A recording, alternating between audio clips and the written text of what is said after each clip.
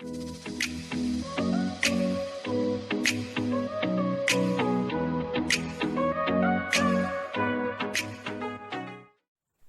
friends, welcome back. Today the topic is primitive data types. So we'll see what is meant by a data type. So a data type tells the compiler or interpreter how the programmer intends to use the data. And also it tells us the size, range and type of the value.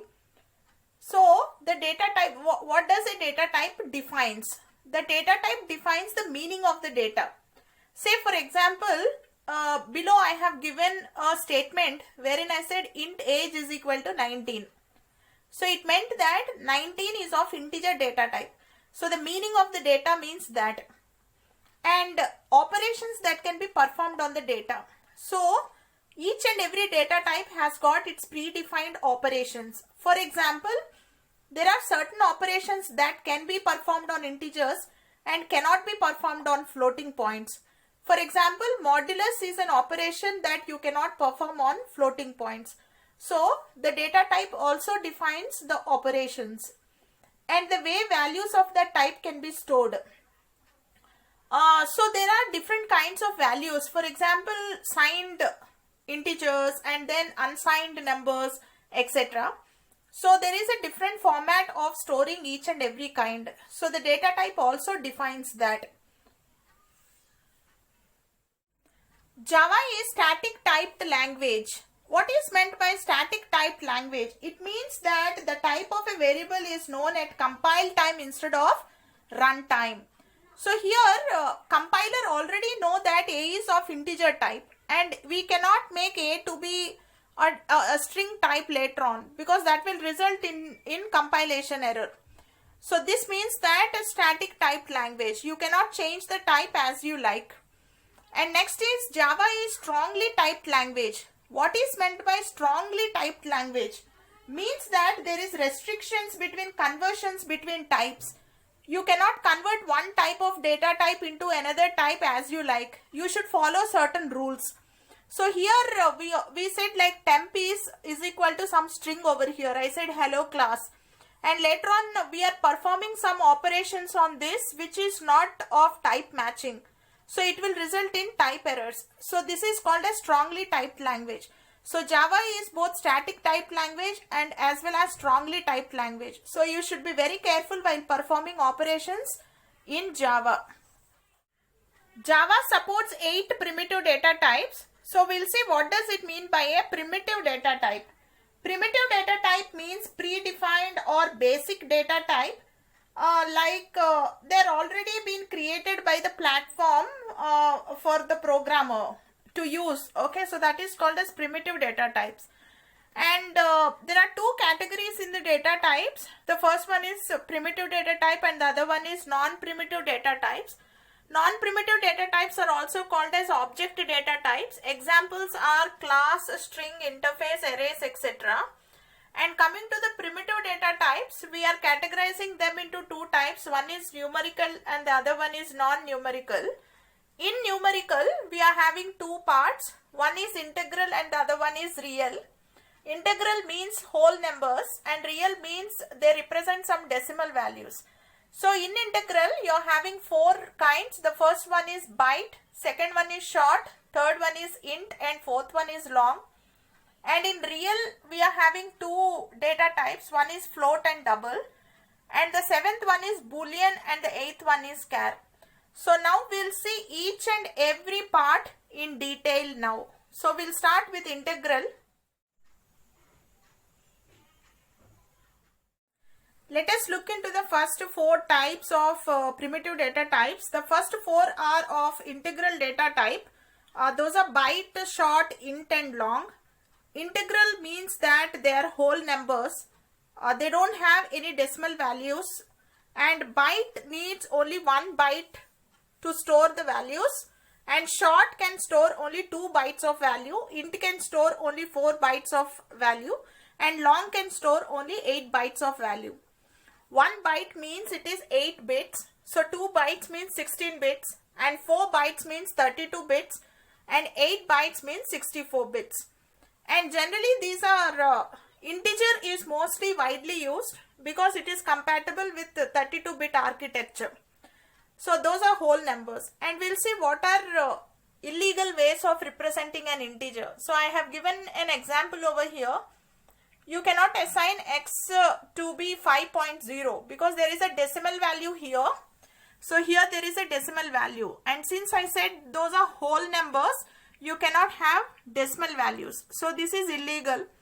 And I'm saying byte A is equal to 128. 128 is a whole number, but the range of byte, if you just look into the range of byte, it is negative 128 to positive 127.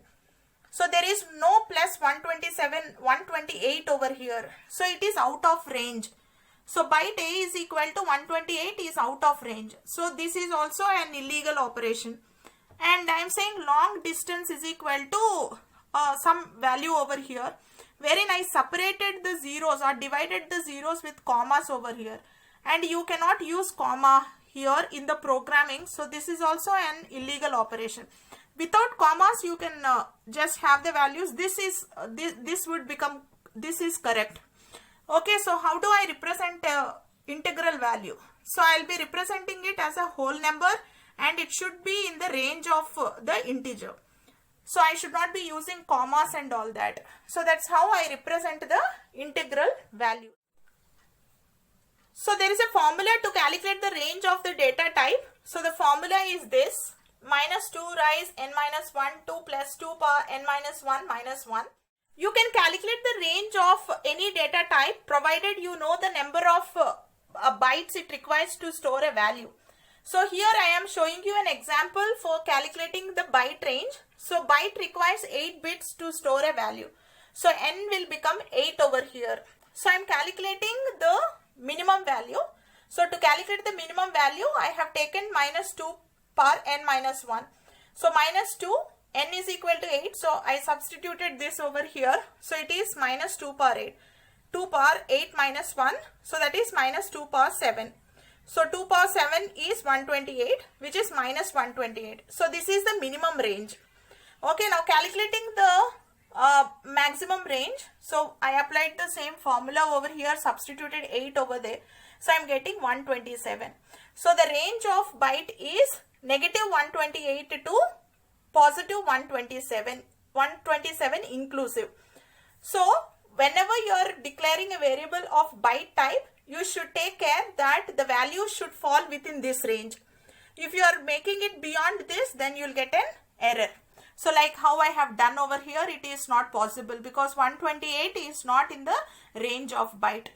Now I will tell you why it is 128 and 127 with a bit diagram.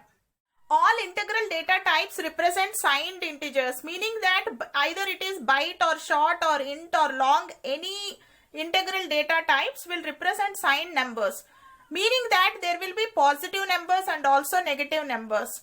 Negative numbers will be represented in the 2's complement. Why 2's complement is because, I mean, we already have might have studied in number system that it's very easy to perform subtraction using 2's complement. You needn't do subtraction by using addition itself. You can actually perform subtraction on 2's complement numbers. So that is the use of the 2's complement number. So signed the negative numbers are generally represented as 2's complement. So we'll see how the range is defined for byte. So byte means 8 bits. So I have represented the 8 bits here in the diagram for you. So this bit is called as first bit or the most significant bit. So this most significant bit is reserved for the sign. So if it is positive, then 0 is put over here. If it is negative, 1 will be put. So we are trying to calculate the maximum. So the maximum will be all ones over here. So bit means either it will be 0 or 1. All zeros to all ones. So that will be the range. So this will be like I am calculating the maximum range. So it will be all ones. So all ones when I calculate, so it will be 127. So since the first bit is 0, it means that it is positive. So I have put plus 127. So we'll see how negative range is calculated. So for the minimum range, what happens is you have to represent minus 128. Minus 128, this is 128, and we are making then 1's complement of 128, and then we are adding 1 to it. So this gives the 2's complement. So the 2's complement will look like this. Okay, so this is minus, and this looks like zeros, but there won't be minus 0. So it will be minus 128.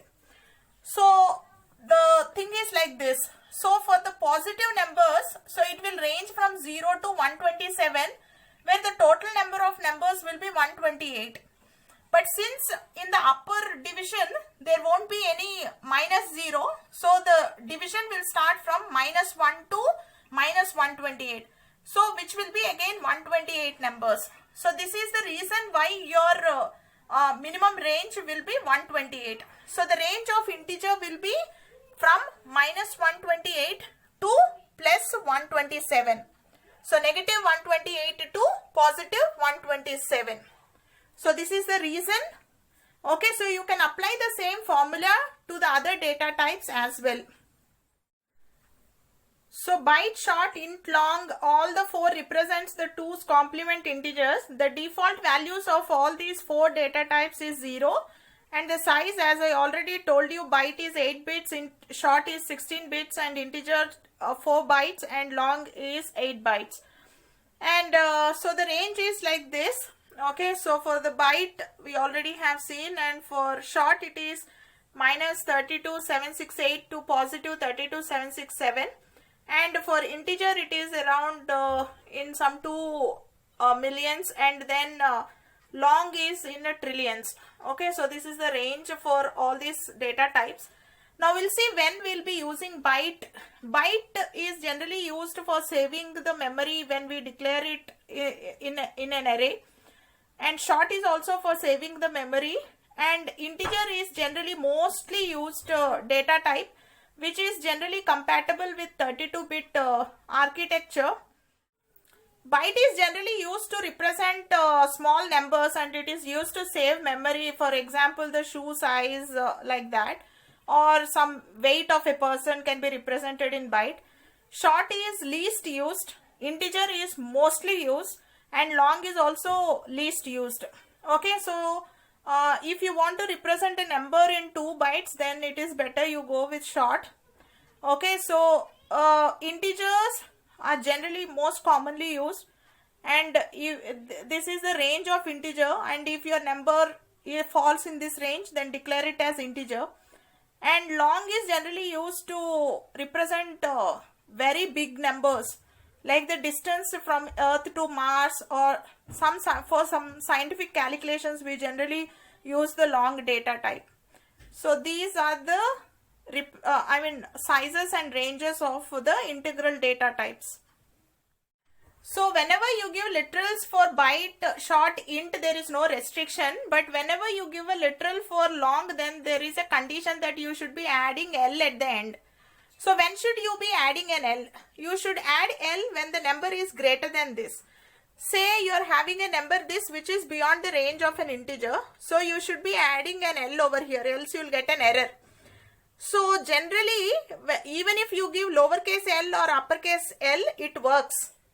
But whenever you give in computers, whenever you give L, it looks like 1. So this confuses, there is no readability for the programmer. It confuses the programmer. So it is a common practice that we generally add uppercase L at the end. So for the literals, you have to add uppercase L at the end. So rather than adding lowercase l, we should be adding uppercase L like this. So this is how you should be using long literals. So the next 2 data types are float and double. Float occupies 4 bytes, or it assigns 4 bytes for a variable, and double assigns 8 bytes for a variable. So the default values are 0.0 and 0.0, and the range is as I have shown here. Okay, so we'll try to understand what this float and double represent. This float and double represent the decimal values. Okay, so example of floating point number can be like this. So this is 21.93, which is a floating point number.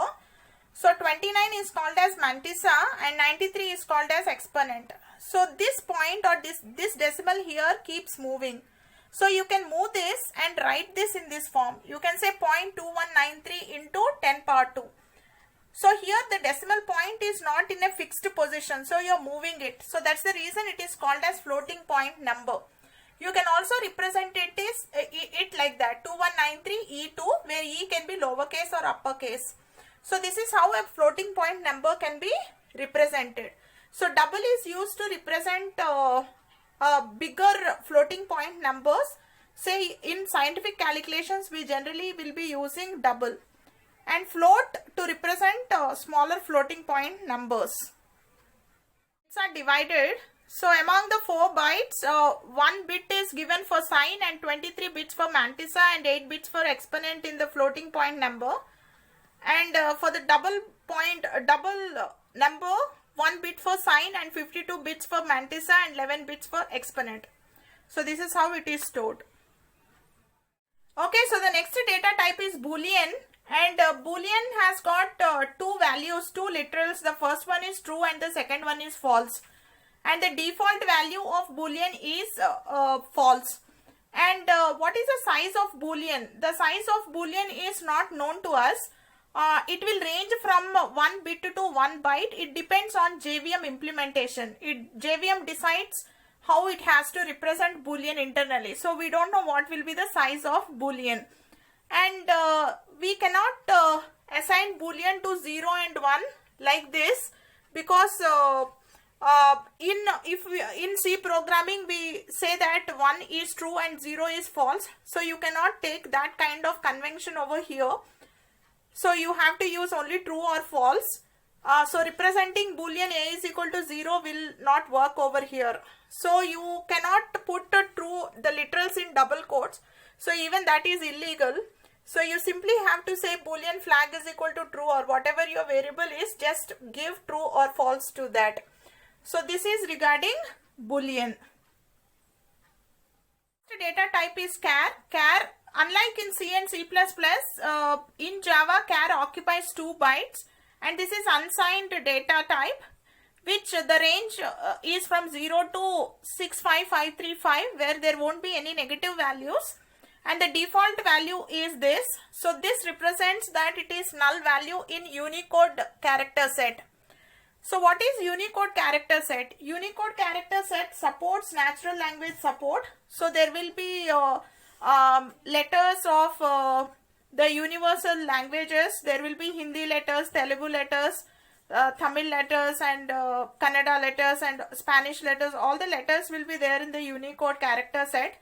So to support that, Java uses Unicode character set, wherein all the ASCII character sets will be same. The numbers will be. ASCII stands for American Standard Code for Information Interchange. So Unicode also will be having this ASCII character set. The numbers of ASCII character sets will be same. That's from lowercase a, uppercase a, all the ASCII codes will be same in Unicode. It means that ASCII character set is a subset of Unicode character set.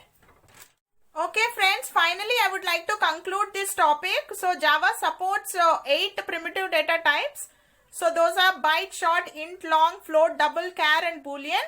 So these are the data types that come along with the platform, and the other kind is non-primitive data type. The non-primitive data types are user-defined data types. They don't come along with the programming languages the programmer creates.